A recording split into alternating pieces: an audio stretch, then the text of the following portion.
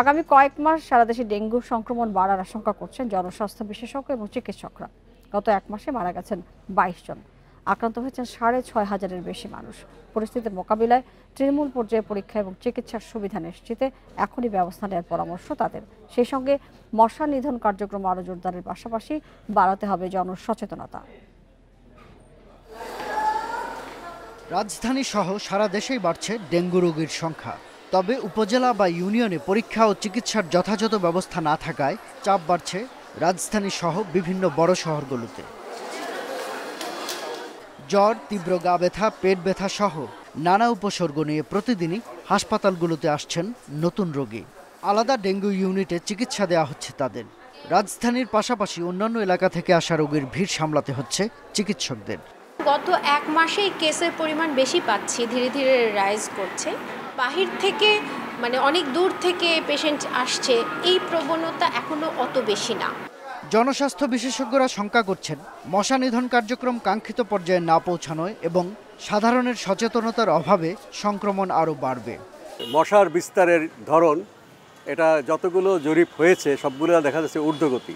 যদি ভিন্ন সেরোটাইপ এই বছর হয় গতবারের চাইতে, তাহলে কিন্তু গুরুতর রোগীর সংখ্যা অনেক বাড়বে।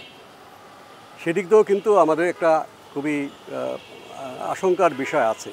রোগীর চাপ মোকাবিলা এবং সেবা নিশ্চিতে বিকেন্দ্রীকরণকে একমাত্র সমাধান মনে করছেন চিকিৎসক ও জনস্বাস্থ্য বিশেষজ্ঞরা।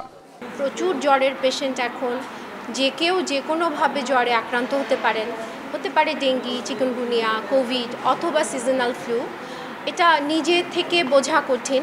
আপনি নিকটস্থ কোনো একটা হাসপাতালে যান। এই রোগীর চাপটাকে বিকেন্দ্রীকৃত করা উচিত, যেন যারা টেস্ট করতে চান তারা যেন তার বাসার কাছেই সরকারি হারে টেস্টটা করতে পারেন।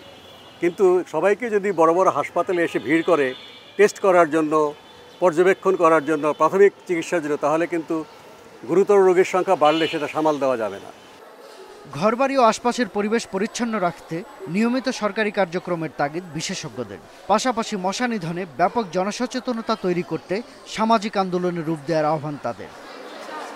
শাহাদাত স্বপন, ইন্ডিপেন্ডেন্ট নিউজ, ঢাকা। এ নিয়ে আলোচনা করতে রাজধানীর সেগুনবাগিচা থেকে আমাদের সঙ্গে যোগ দিচ্ছেন জনস্বাস্থ্য বিশেষজ্ঞ ডাক্তার মোশতাক হোসেন।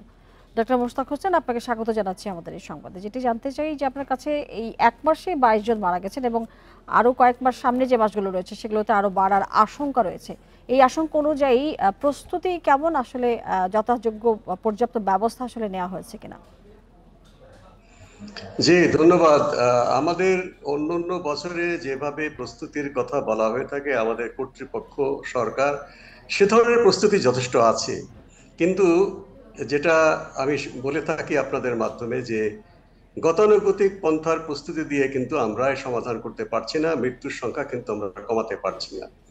আমাদের একদিকে বিকেন্দ্রীকৃত স্বাস্থ্য ব্যবস্থাপনা দরকার, আর একদিকে হচ্ছে মশা নিয়ন্ত্রণ করবার জন্য যে জনসম্পৃক্ততা দরকার, এটা স্বাস্থ্য বিভাগ এবং স্থানীয় সরকার বিভাগ, শিক্ষা মন্ত্রণালয় সব একসাথে করতে হবে।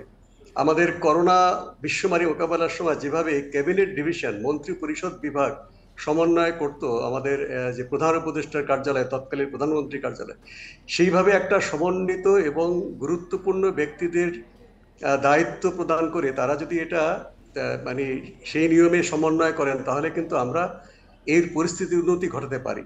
আমরা বিভিন্ন সময় প্রস্তাব করেছি যে একটা সমন্বিত কর্তৃপক্ষ, যেটা ক্যাবিনেট ডিভিশন, মন্ত্রী পরিষদ বিভাগ, তারা সমস্ত মন্ত্রণালয়কে সমন্বয় করে থাকেন।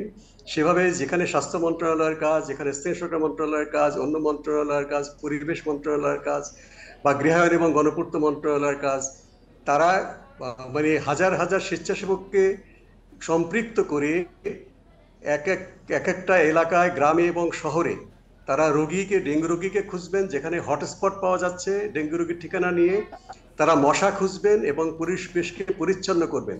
এই কাজটা সমন্বিত প্রচেষ্টা ছাড়া কিন্তু হচ্ছে না। এই মন্ত্রণালয় বলছে যে আমার কাজ নয়, কেন হচ্ছে না বলে আপনি মনে করেন? এবং পাশাপাশি এই মশা নিধন বা যে কার্যক্রম, সিটি কর্পোরেশনের আসলে কতটুকু দায়িত্ব আপনার চোখে পড়ছে? দেখুন, এখন তো মশা শুধু সিটি কর্পোরেশনের মধ্যে সীমাবদ্ধ নেই, বরঞ্চ এখন শহরের বাইরে বরিশাল বা বরগুনার মতো জায়গায় অনেক বেশি রোগী পাওয়া যাচ্ছে এবং অনেক বেশি কাজের সেখানে দরকার। কাজে শুধুমাত্র সিটি কর্পোরেশনের দিকে দৃষ্টি নিবদ্ধ করে হচ্ছে না।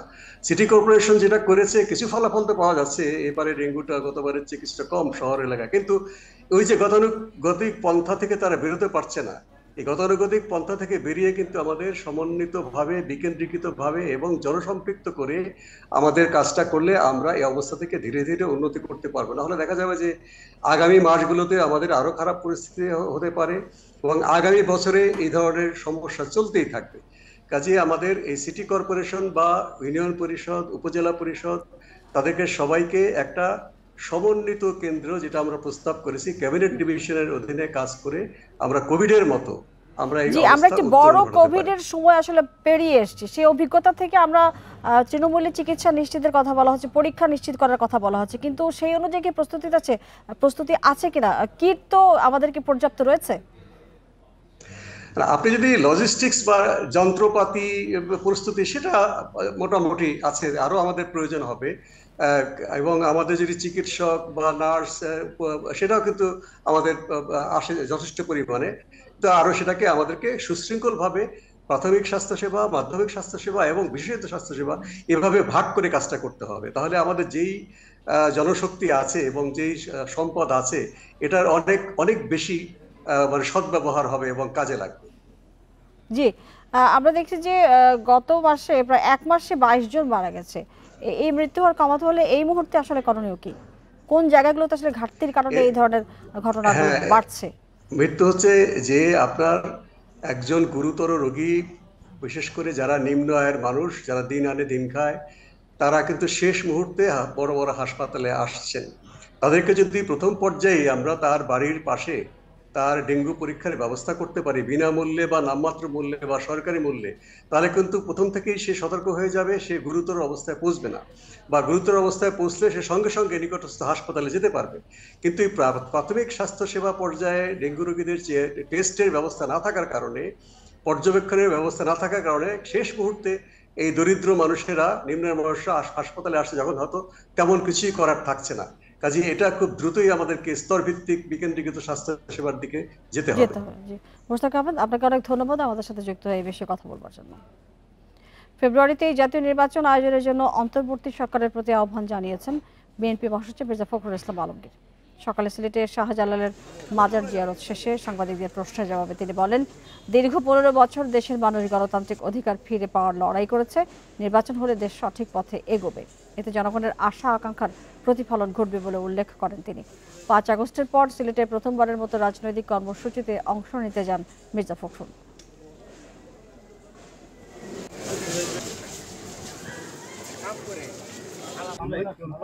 লন্ডনে ভারপ্রাপ্ত চেয়ারম্যান জনাব তারেক রহমানের সঙ্গে প্রধান উপদেষ্টা প্রফেসর যে বৈঠক হয়েছে, সেই বৈঠকে ফেব্রুয়ারিতে নির্বাচনের একটা মোটামুটি আলোচনা হয়েছে। আমরা সবাই আশাবাদী যে এই নির্বাচনের মধ্য দিয়ে দেশ জাতি গণতন্ত্রে ফিরে যাবে। জুলাই সনদ এবং সংস্কার ছাড়া নির্বাচন করতে দেওয়া হবে না বলে হুঁশিয়ারি দিয়েছেন এনসিপির আহ্বায়ক নাহিদ ইসলাম। সকালে রাজশাহী থেকে নাটোরে পদযাত্রা শুরুর আগে কথা বলেন তিনি। নাহিদ বলেন, 5 আগস্ট পর্যন্ত জুলাই সনদের জন্য অপেক্ষা করবে এনসিপি। এরপর সরকার ব্যর্থ হলে অভ্যুত্থানের অন্যান্য অংশীজনদের সঙ্গে কথা বলে পরবর্তী পদক্ষেপ নেওয়া হবে। পরে নাটোর থেকে শুরু হয় অভ্যুত্থানের বর্ষপূর্তি উপলক্ষে এনসিপির 7ম দিনের কর্মসূচি। বেলা 12টার দিকে সদরের ঢালান তকিয়া বাজার থেকে পদযাত্রা নিয়ে স্টেশন বাজার এলাকায় যান নেতাকর্মীরা। বিভিন্ন স্থানে পথসভা শেষে মাদ্রাসা মোড় স্বাধীনতা চত্বরে সভাকর্মী দলটি। নাটোরের পর সিরাজগঞ্জ এবং পাবনায় হবে কর্মসূচি।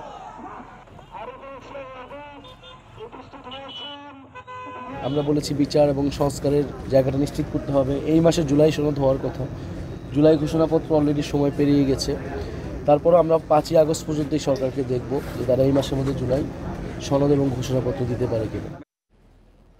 জুলাই গণঅভ্যুত্থানের বর্ষপূর্তি উপলক্ষে উত্তরাঞ্চলে পদযাত্রা করছে এনসিপি। 7ম দিনে তাদের পদযাত্রা পৌঁছেছে নাটোরে, সেখানে রয়েছে সহকর্মী বাপ্পি লাহিড়ী।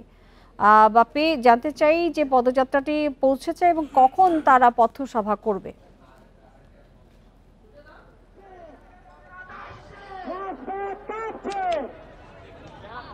আরেকবার কি বাপ্পি পথসভাটা কি শুরু হয়েছে? শুনতে পাচ্ছি না, প্লিজ আরেকবার। বাপ্পি লাহিড়ী পথসভা কি শুরু হয়েছে? আসলে আমাদের এখানে আজকে বিকেল জি এনসিপি যে পথসভা, সেই পথসভাটা আসলে বেলা 12টা 5 মিনিটে নাটোরের সীমানা এসে পৌঁছায় তারা একটা প্রতিনিধি দল। তারপর থেকে কিন্তু আসলে পথসভা চলছে, যেটা নাটোর সদর উপজেলার যে তকিয়া ঢালান এলাকা এবং নাটোর রাজশাহী সীমান্তবর্তী এলাকা, সেই সীমান্তবর্তী এলাকা আসলে 12টা 5 মিনিটে এনসিপি প্রতিনিধি দল সেখানে আসে পদযাত্রা নিয়ে। সেখান থেকে কিন্তু এখন পর্যন্ত তারা নাটোর শহরের মাদ্রাসা ও স্বাধীনতা চত্বর যে এই চত্বরটি রয়েছে, সেই চত্বরে এসে আসলে এনসিপি নেতাকর্মীরা ছিল তারা আসলে পৌঁছেছে। তারা এইখানে একটি যে এই ছোট আকারে জনসভা যেটা বলা হয়, জনসভা করবেন এখানে।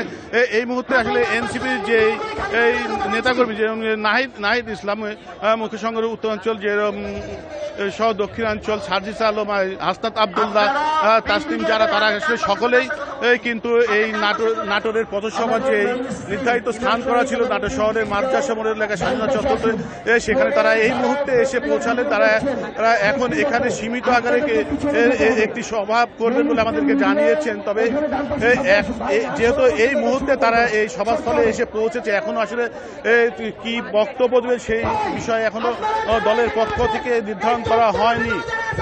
এই মুহূর্তে শুধুমাত্র অংশগ্রহণ কেমন দেখছেন? পথসভার সামনে এসে তারা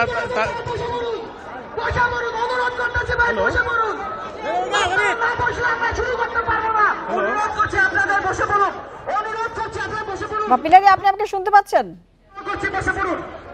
হ্যালো, জি জি, আপনি মানুষের জনসমর্থন অর্থাৎ মানুষের সমাগম কেমন সেখানে?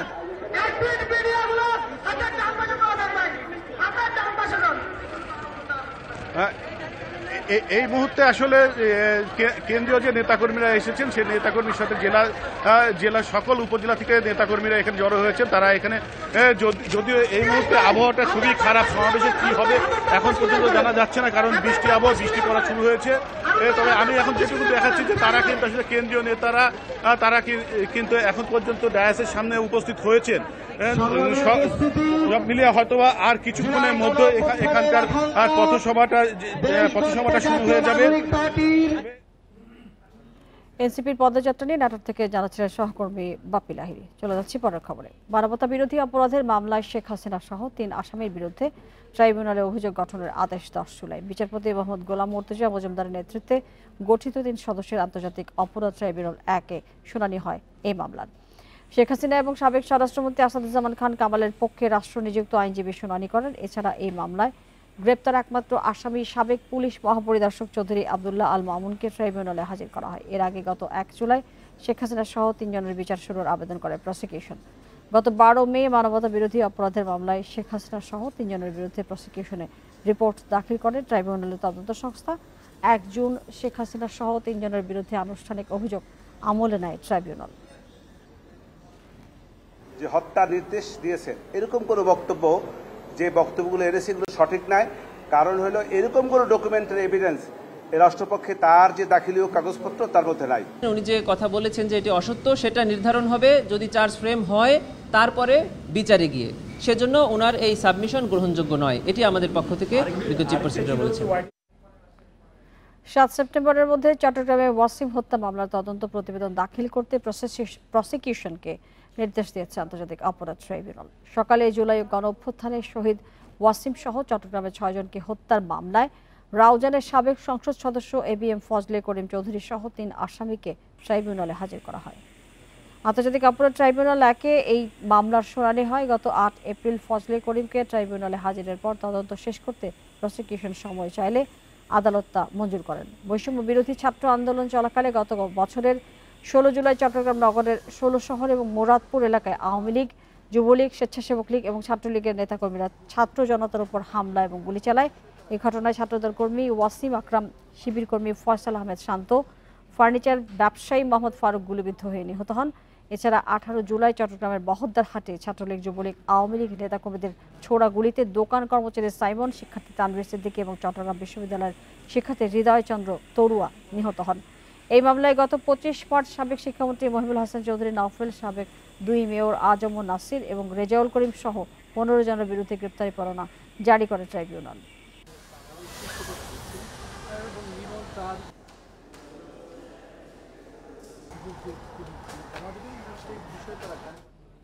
আপনারা দেখছেন বিরতির সংবাদ দুপুর। সংবাদ আরো যা থাকছে।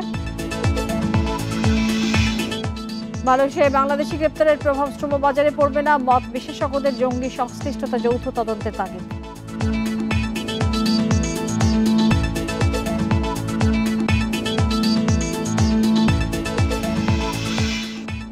চট্টগ্রাম বন্দরের নিউমেরিং টার্মিনালের দায়িত্ব বুঝে নিল নৌবাহিনী। চিটাগাং ড্রাই ডকের সহায়তায় পরিচালনা করবে 6 মাস।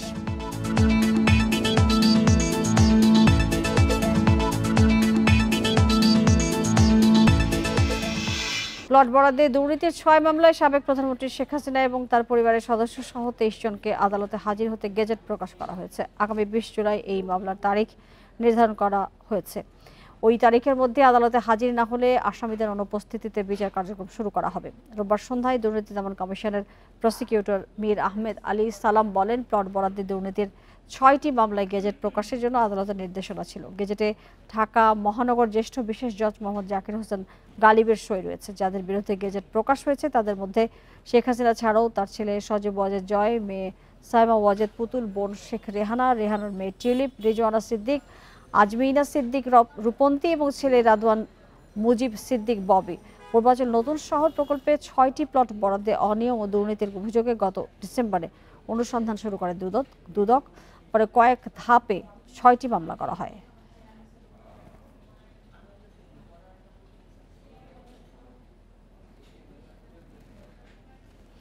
জাতীয় সাংবিধানিক কাউন্সিল গঠনে বেশিরভাগ দল একমত নয়। ঐকমত্য কমিশন কিছু চাপিয়ে দিচ্ছে না বলে জানিয়েছেন কমিশনের সহ সভাপতি অধ্যাপক আলী রিয়াজ। ফরেন সার্ভিস একাডেমিতে রাজনৈতিক দলগুলোর সঙ্গে বৈঠকে এই কথা জানান তিনি। সকাল 10:30 থেকে জাতীয় ঐকমত্য কমিশনের সঙ্গে রাজনৈতিক দলগুলোর দ্বিতীয় পর্যায়ে 10ম দিনের মতো আলোচনা শুরু হয়। আজকের সংলাপে উপজেলা পর্যায়ে অধস্তন আদালত সম্প্রসারণ, জরুরি অবস্থা এবং নিম্নকক্ষে নারী আসন নিয়ে আলোচনা চলছে। অন্তর্বর্তী সরকারের প্রস্তাবিত রাষ্ট্র সংস্কার উদ্যোগের বিষয়ে চুক্তিতে পৌঁছানোর লক্ষ্যে এই সংলাপ। এর আগে বৃহস্পতিবার রাষ্ট্রপতির ক্ষমা প্রদর্শনের ক্ষমতার অপব্যবহার ঠেকাতে একমত হয়েছে রাজনৈতিক দলগুলো। এছাড়া বিভাগীয় শহরগুলোতে প্রধান বিচারপতির বেঞ্চ গঠন নিয়েও বিএনপি সহ অন্যান্য দল একমত হয়েছে।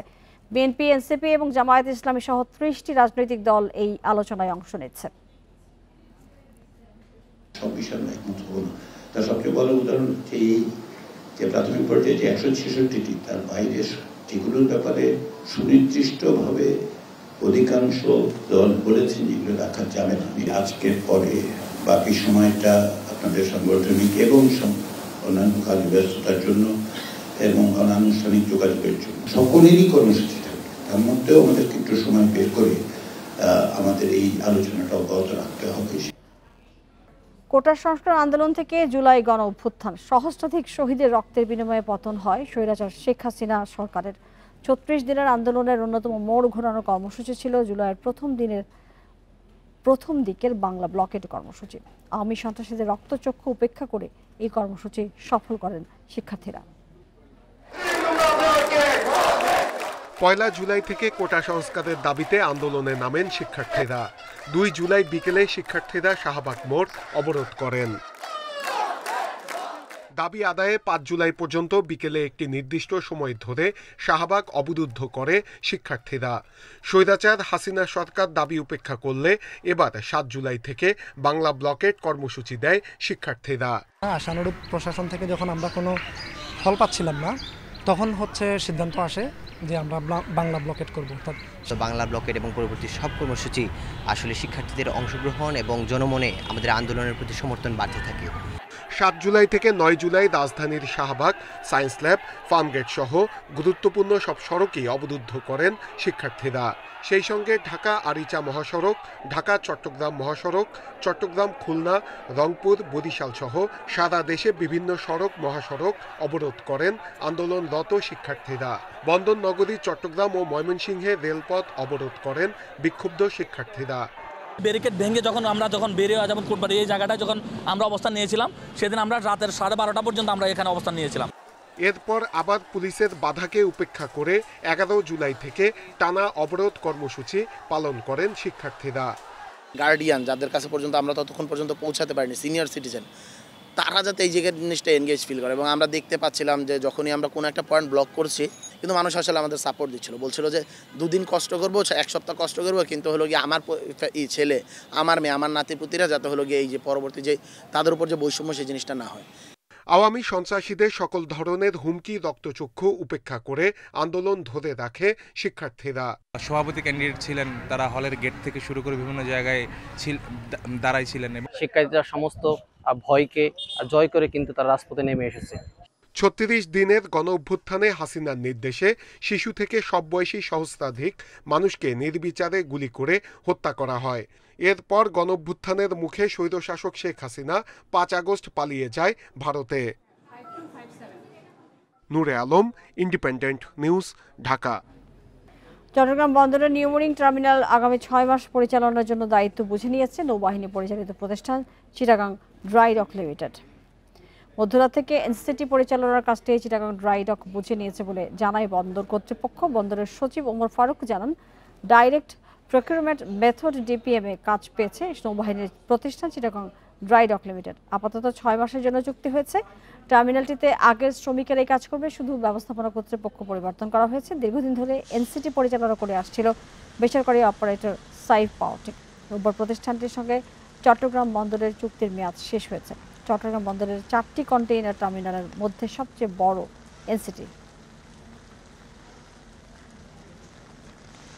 অপারেশনাল প্রসিজিওর যেটা ছিল সব কিছুই আগের মতোই আছে এবং সাইফ পাওয়ারটেকের যে স্টাফ অফিসিয়াল যারা ছিল তারা বর্তমানে ড্রাইডকের কর্মকর্তা।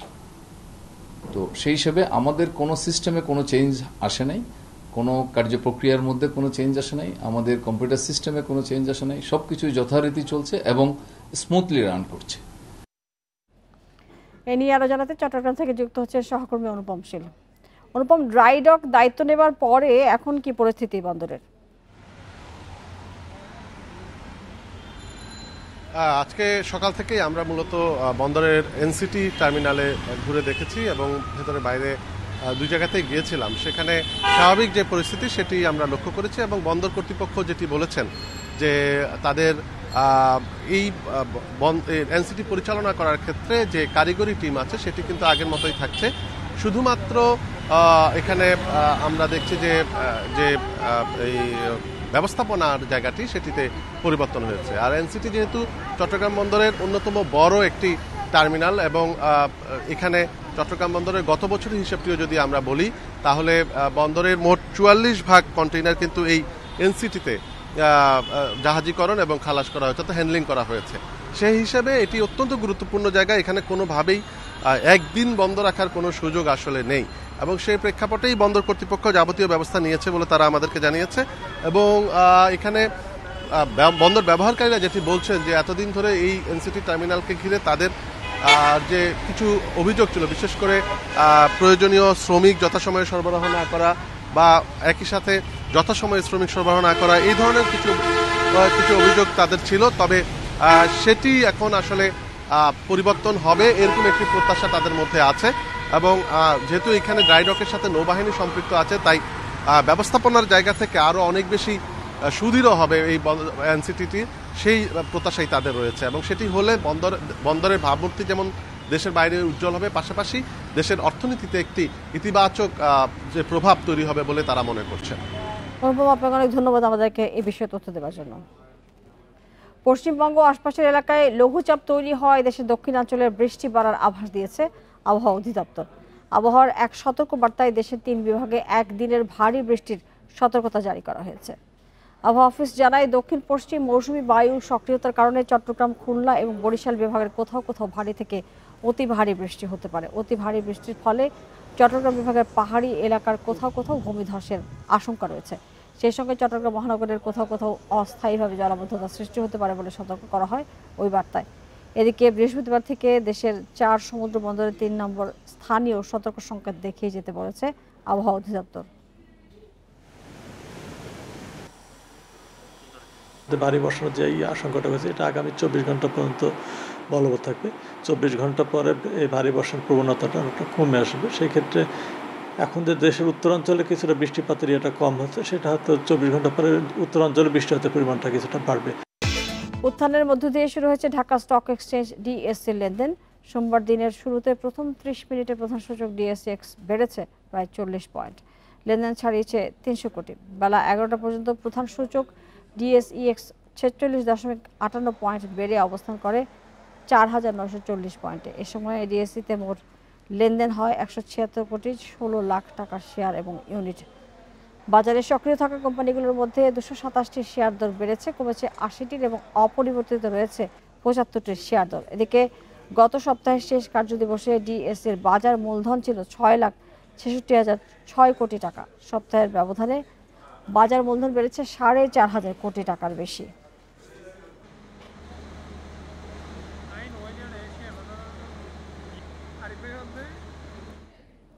গত বছর মার্চে পরীক্ষামূলকভাবে জ্বালানি তেল খালাস হয় সমুদ্রের নিচের পাইপলাইনে, কিন্তু এখনও বাণিজ্যিক ব্যবহারে আসেনি 7,000 কোটি টাকার প্রকল্পটি।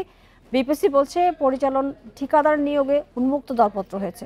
আগামী জানুয়ারিতে প্রকল্প চালুর আশা সংস্থাটির। অর্থনীতিবিদরা বলছেন বড় বিনিয়োগের সুফল পেতে দরপত্র প্রক্রিয়া দ্রুত করতে হবে। কম খরচে দ্রুত জ্বালানি তেল খালাসে 2015 সালে single point mooring with double pipeline বা এসপিএম প্রকল্প হাতে নেয় সরকার। চীনের আর্থিক ও কারিগরি সহযোগিতায় প্রকল্পের প্রাথমিক ব্যয় ধরা হয় প্রায় 5,000 কোটি টাকা। পরে 3 দফায় বেড়ে হয় 7,125 কোটি। গত বছরের মার্চে গভীর সমুদ্র থেকে পাইপলাইনে পরীক্ষামূলকভাবে তেল খালাস হয়। মহেশখালী স্টোরেজ থেকে ডিজেল নেওয়া হয় চট্টগ্রামের ইস্টার্ন রিফাইনারিতে। আর গত আগস্টে পুরো প্রকল্প হস্তান্তর করে চীনা ঠিকাদার। কিন্তু পরিচালন ও রক্ষণাবেক্ষণ ঠিকাদারের অভাবে অলস পড়ে আছে অবকাঠামোটি। বিপিসি বলছে ঠিকাদার নিয়োগে দরপত্র জমার সময় শেষ হচ্ছে 8 জুলাই। লাকিলি আমরা যদি পেয়ে যাই, একজন কম্পিটেন্ট অপারেটর পেয়ে যায়, তাহলে এটা তাদেরকে ম্যানুফ্যাকচারিং টাইম দিতে হয়। ওই যে আপনার মোবিলাইজেশন পিরিয়ড 3 মাস সময় লাগে। এটা টাগবোট সংগ্রহ করতে হবে, বেশ বড় কাজ। তো এটা আমরা যে লগ করা হয়েছে যে টাইম ফ্রেম, জানুয়ারিতে আপনার অপারেশনে যেতে পারবো। বিপিসি জানায় প্রকল্পে 3 বছরের জন্য পরিচালন ঠিকাদার নিয়োগ হবে। তারপর নিয়ন্ত্রণে নেবে বিপিসির পাইপলাইন ট্রান্সপোর্টেশন কোম্পানি। বিশেষজ্ঞরা বলছেন জ্বালানি তেল খালাসে বছরে 800 কোটি টাকা সাশ্রয়ের সুযোগ দ্রুত কাজে লাগানো উচিত। যদিও এটা জীবাশ্ম জ্বালানি, কিন্তু যেহেতু এটা আমাদের ব্যবহারের ইমিডিয়েট কোনো বিকল্প নেই, সুতরাং সেদিক থেকে হয়তো এটির এই লাইনটি যদি দ্রুত ব্যবহার করা যায় তাহলে আসলে সরকারের অর্থ সাশ্রয় হবে। এই মুহূর্তে সরকারের যেহেতু রাজস্ব ঘাটতি রয়েছে, রাজস্ব একটা চাপ রয়েছে, সেখানে এই ধরনের একটা সাশ্রয় সরকারের আর্থিক প্রণোদনার হিসেবেই সেটাকে বিবেচনা করা যেতে পারে। এসপিএম প্রকল্পের 2 পাইপলাইনে বছরে খালাস করা যাবে 90 লাখ টন পরিশোধিত ও অপরিশোধিত জ্বালানি তেল।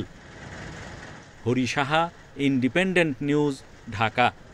এই ছিল এখনকার সংবাদে। আরও বিস্তারিত জানতে চোখ রাখুন ফেসবুক, ইউটিউব এবং এক্সে। ধন্যবাদ সবাইকে সাথে থাকার জন্য।